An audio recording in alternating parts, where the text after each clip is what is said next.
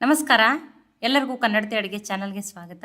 ಎಷ್ಟೋ ಸಲ ಅನ್ನ ಮಾಡ್ಕೊಂಡಾಗ ಅನ್ನ ಉಳ್ಕೊಂಡಿರ್ತದೆ ರೀ. ಅದನ್ನ ನೀವು ಒಗ್ಗರಣೆ ಹಾಕಿರ್ತೀರಿ, ಪುಳಿಯೋಗರೆ, ಚಿತ್ರಾನ್ನ ಏನೇನೋ ರೆಸಿಪಿಗಳನ್ನ ಟ್ರೈ ಮಾಡಿರ್ತೀರಿ. ಇವತ್ತು ನಾನೊಂದು ರೆಸಿಪಿಯನ್ನು ಮಾಡಿ ತೋರಿಸ್ತಾ ಇದ್ದೀನಿ. ಕಡಿಮೆ ಎಣ್ಣೆ ಬಳಸಿ ಹೆಲ್ದಿಯಾಗಿನೂ ಮಾಡ್ತಾಯಿದ್ದೀನಿ. ಈ ರೀತಿ ಮಾಡಿ ನೀವು ಮಕ್ಕಳಿಗೆ ಲಂಚ್ ಬಾಕ್ಸಲ್ಲಿ ಕೂಡ ಹಾಕಿ ಕೊಡ್ಬೋದು. ಮನೆಯಲ್ಲಿರುವ ಬೇಸಿಕ್ ಸಾಮಗ್ರಿಗಳನ್ನ ಬಳಸಿ ಮಾಡ್ತಾಯಿದ್ದೀನಿ. ಇದನ್ನು ನೀವು ಒಮ್ಮೆ ಮಾಡ್ಕೊಂಡು ತಿಂದರೆ ಖಂಡಿತ ಪದೇ ಪದೇ ಮಾಡ್ಕೊಂಡು ತಿಂತೀರಿ ಅಥವಾ ಅನ್ನವನ್ನೇ ಉಳಿಸ್ಬಿಟ್ಟೇ ಮಾಡ್ತೀರಿ. ತುಂಬಾ ಟೇಸ್ಟಿಯಾಗಿರ್ತದೆ, ಎಲ್ಲರಿಗೂ ತುಂಬಾ ಇಷ್ಟ ಆಗ್ತದೆ. ನನ್ನ ರೀತಿಯಲ್ಲೊಮ್ಮೆ ಖಂಡಿತ ಟ್ರೈ ಮಾಡಿ ನೋಡಿರಿ. ಇಲ್ಲಿ ನೋಡಿ, ನಾನು ಬೆಳಗ್ಗೆ ಅನ್ನವನ್ನು ಮಾಡ್ಕೊಂಡಿದ್ದೆ. ಮಾಡೋ ಅಷ್ಟರಲ್ಲೇ ಸ್ವಲ್ಪ ಅನ್ನ ಜಾಸ್ತಿ ಆಗಿದೆ ರೀ. ನೀವು ಫ್ರೆಶ್ ಆಗಿರುವ ಅನ್ನ ಆದರೂ ತೊಗೋರಿ ಅಥವಾ ರಾತ್ರಿ ಮಾಡಿ ಮಿಕ್ಕಿರುವ ಅನ್ನ ಆದರೂ ತೊಗೋರಿ. ನೀವು ಡೈಲಿ ಯಾಕೆ ಯೂಸ್ ಮಾಡಿ ಅನ್ನ ಮಾಡ್ಕೋತಿರಲ್ರಿ, ಅದನ್ನೇ ತೊಗೋರಿ, ನಡೀತದೆ. ಆಮೇಲೆ ನೋಡಿ, ಇವತ್ತು ಬೆಳಗ್ಗೆ ಮಾಡ್ಕೊಂಡಿದ್ದೆ, ಇದು ಉಳ್ದ. ಸಾಯಂಕಾಲ ಇದನ್ನು ತಿನ್ನಂದ್ರೆ ಯಾರನ್ನೂ ತಿನ್ನಲ್ಲ. ಮಕ್ಕಳು ಸ್ಕೂಲ್ದಿಂದ ಬರ್ತಾರೆ ರೀ, ಅವಾಗನೇ ಇದನ್ನು ಒಂದು ರೆಸಿಪಿಯನ್ನು ಮಾಡಿ ತೋರಿಸ್ಬೇಕಂತೇಳಿ ತೋರಿಸ್ತಾ ಇದ್ದೀನಿ. ಮತ್ತು ಈ ಅನ್ನವನ್ನು ನೀವು ಮೆತ್ತಗಿರೋ ಅನ್ನ ಇದ್ರೂ ನಡೀತದೆ ರೀ, ಅದನ್ನೂ ತೊಗೋರಿ. ಈಗ ಈ ಅನ್ನವನ್ನು ನಾನು ಏನು ಮಾಡ್ತಾಯಿದ್ದೀನಿ, ಮಿಕ್ಸಿ ಜಾರಿಗೆ ಹಾಕೋತಿದ್ದೀನಿ. ಇಲ್ಲ ನೀವು ಮಿಕ್ಸಿ ಜಾರಿಗೆ ಹಾಕೊಂಡ್ರೆ ಕೆಲವೊಬ್ರು ಅನ್ನ ವಿಷ ಆಗ್ತದೆ ಅಂತಾರೆ, ನನಗಂತೂ ಗೊತ್ತಿಲ್ಲ ರೀ. ಇಲ್ಲ ಅಂದ್ರೆ ನೀವು ಇದನ್ನು ಮಿಕ್ಸಿಗೆ ಹಾಕೋದು ಬೇಡ ಅಂದ್ರೆ ನೀಟಾಗಿ ಮ್ಯಾಶ್ ಮಾಡಿಬಿಟ್ಟು ತೊಗೋಬೋದು. ನೋಡಿ, ಸ್ವಲ್ಪ ಇದು ಉದುರುದ್ರದ, ಅದಕ್ಕೆ ನಾನು ಮಿಕ್ಸಿಗೆ ಹಾಕ್ಬಿಟ್ಟೇ ತೊಗೋತೀನಿ. ಈಗ ಇದನ್ನು ಗ್ರೈಂಡ್ ಮಾಡಿ ತೊಗೋತೀನಿ ರೀ. ನೋಡಿ, ಮೊಸರು ನೀರು ಏನನ್ನು ಹಾಕ್ದೇ ಹಾಗೇ ಗ್ರೈಂಡ್ ಮಾಡ್ಕೋಬೇಕ್ರಿ. ನೋಡಿ, ಈಗ ಅನ್ನ ನೋಡಿ ರುಬ್ಬಿ ರೆಡಿ ಆಗ್ಯದ್ರಿ. ಇದನ್ನು ಬೇರೆ ಪಾತ್ರೆಗೆ ಹಾಕೋತಾ ಇದ್ದೀನಿ. ಇಲ್ಲಿ ಮೊಸರು, ಈನು, ಸೋಡಾ ಏನನ್ನು ಬಳಸ್ತೇನೆ ಮಾಡ್ತಾಯಿದ್ದೀನಿ.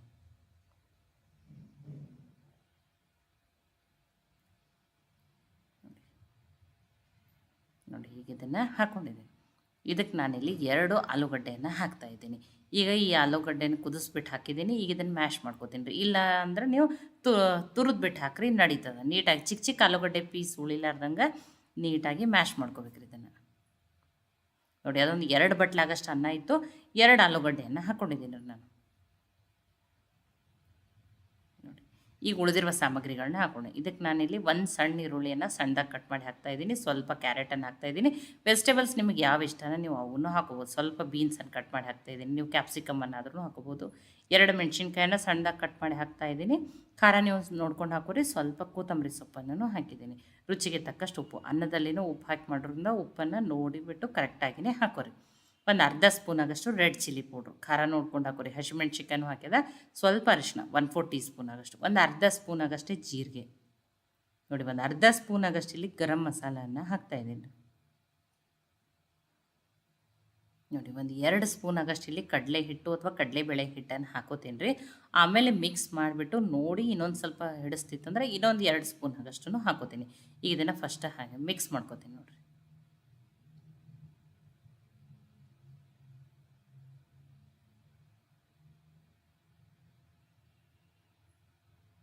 ನೋಡಿ ನೋಡಿ, ಇದು ಹಿಟ್ಟು ಹಿಡಿಸ್ತದೆ ಅನ್ಸಕತ್ತದ್ರಿ. ಅದಕ್ಕೆ ನಾನಿಲ್ಲಿ ಇನ್ನೊಂದು 2 ಸ್ಪೂನಾಗಷ್ಟು ಹಾಕ್ಕೊಂಡಿದ್ದೀನಿ.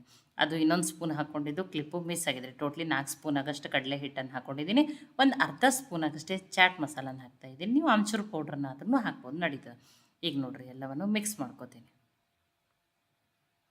ನೋಡಿ, ಇಲ್ಲಿ ಮತ್ತು ನೀರನ್ನು ಸೇರಿಸ್ತೇನೆ ಮಾಡಿ ತೋರಿಸ್ತಾಯಿದ್ದೀನಿ ನೋಡಿರಿ.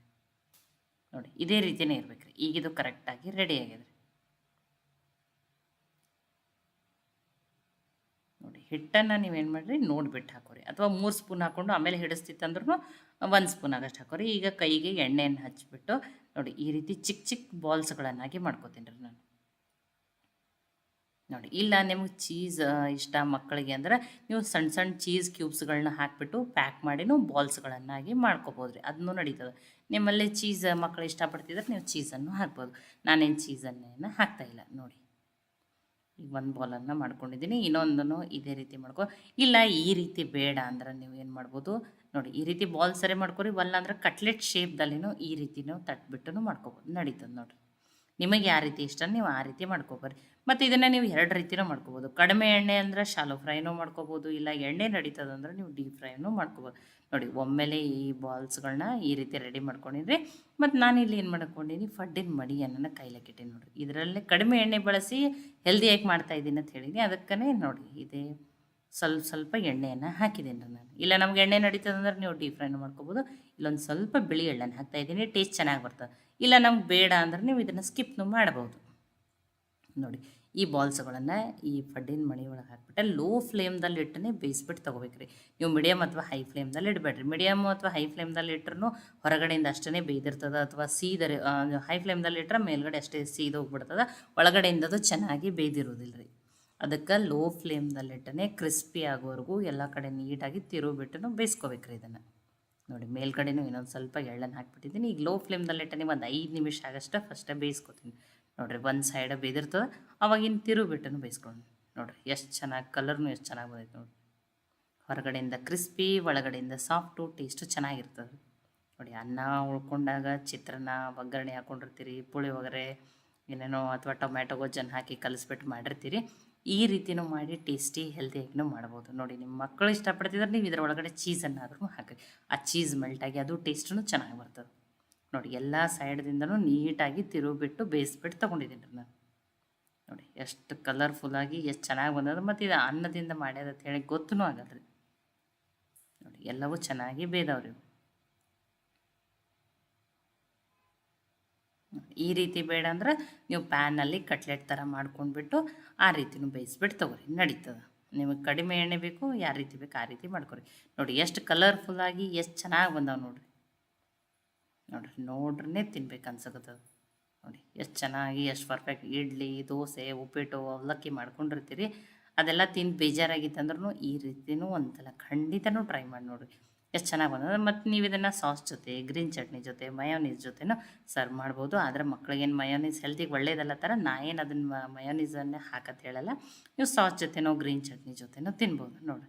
ನಾನಂತೂ ಇದನ್ನು ಸಾಸ್ ಜೊತೆ ಸರ್ವ್ ಮಾಡ್ತಾಯಿದ್ದೀನಿ. ನಾನು ನಿಮಗೆ ಕಟ್ ಮಾಡಿಬಿಟ್ಟು ಅಥವಾ ಮುರಿದ್ಬಿಟ್ಟು ತೋರಿಸ್ತೀನಿ ನೋಡಿರಿ ಎಷ್ಟು ಚೆನ್ನಾಗಿ ಹಿಟ್ಟು ನೋಡಿರಿ. ಆದಷ್ಟು ಅದೇನು ಹೇಳ್ತಾ ಇದ್ದೀನಿ, ಲೋ ಫ್ಲೇಮ್ದಲ್ಲಿಟ್ಟನೆ ಚೆನ್ನಾಗಿ ಬೇಯಿಸ್ಬಿಟ್ಟು ತೊಗೊರಿ. ನೋಡಿ ಎಷ್ಟು ಚೆನ್ನಾಗಿ ಬೇಯ್ದದ, ಬಿಸಿ ಬಿಸಿ ಟೇಸ್ಟಿಯಾಗಿರ್ತದೆ ರೀ. ಇಲ್ಲ ನೀವು ಈ ರೀತಿ ಮಾಡಿ ಮಕ್ಕಳಿಗೆ ಲಂಚ್ ಬಾಕ್ಸಲ್ಲಿ ಕೂಡ ಹಾಕಿ ಕೊಡ್ಬೋದು ನೋಡಿ. ಎಷ್ಟು ಚೆನ್ನಾಗಿ ಬಂದಾವೆ ನೋಡಿ. ಈಗ ಅನ್ನದಿಂದ ಮಾಡಿರುವಂಥ ಬಾಲ್ಸು ಅಥವಾ ನೀವು ಅನ್ನದಿಂದ ಮಾಡಿರೋ ಇದಕ್ಕೆ ಏನು ಹೆಸರು ಇಡ್ತೀರಂತ ಹೇಳಿ ನೀವೇ ಕಮೆಂಟ್ ಮಾಡಿ ನನಗೆ ತಿಳಿಸ್ರಿ.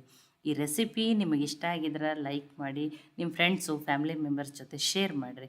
ಖಂಡಿತನೂ ಟ್ರೈ ಮಾಡಿ ನೋಡಿರಿ. ಮತ್ತೆ ಒಳ್ಳೆ ರೆಸಿಪಿ ಜೊತೆ ಸಿಗೋಣ. ಎಲ್ಲರಿಗೂ ಧನ್ಯವಾದಗಳು. ಇನ್ನೂ ನೀವು ಕನ್ನಡತಿ ಅಡುಗೆ ಚಾನಲನ್ನು ಸಬ್ಸ್ಕ್ರೈಬ್ ಮಾಡಿದ್ದಿಲ್ಲ ಅಂದ್ರೆ ಸಬ್ಸ್ಕ್ರೈಬ್ ಮಾಡಿ, ಬೆಲ್ ಐಕಾನ್ ಪ್ರೆಸ್ ಮಾಡೋದನ್ನು ಮರಿಬೇಡಿ.